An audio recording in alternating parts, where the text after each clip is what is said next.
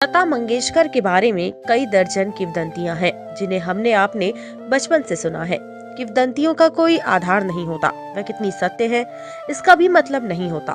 लता मंगेशकर के गले की सुरीली आवाज के जादू के पीछे का रहस्य क्या है, ये भारतीय जनमानस के लिए शुरू से ही उत्सुकता का विषय रहा।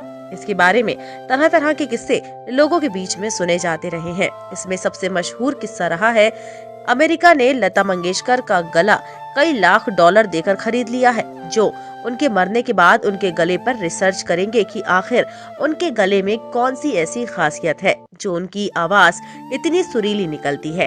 अब लग रहा है कि ऐसे महान लोगों की महानता के बारे में ऐसी कथाएं प्रचलित हो जाती हैं।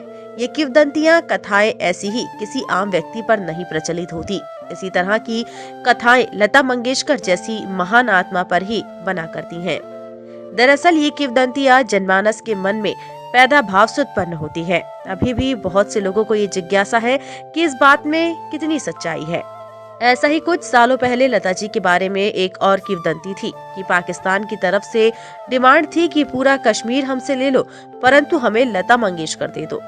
ये तक कहा गया कि ऑल इंडिया रेडियो को एक पत्र दिया गया था जिसमें लिखा था कि हिंदुस्तान कश्मीर ले लो, परंतु लता जी को पाकिस्तान को दे दो। लता मंगेशकर जी की आवाज के दीवाने पाकिस्तान में भी बहुत है। पाकिस्तान की महान गायिका नूरजहां का नाम उसमें सबसे ऊपर आता है। नूरजहां ने एक बार कहा था कि लता एक है, उनके जैसा कोई दूसरा पैदा नहीं हुआ। हमारे देश के महान नायकों के बारे में ऐसी किंवदंतियां उनके सम्मान में आती रही हैं। लग जा गले के फिर हंसी रात हो न हो,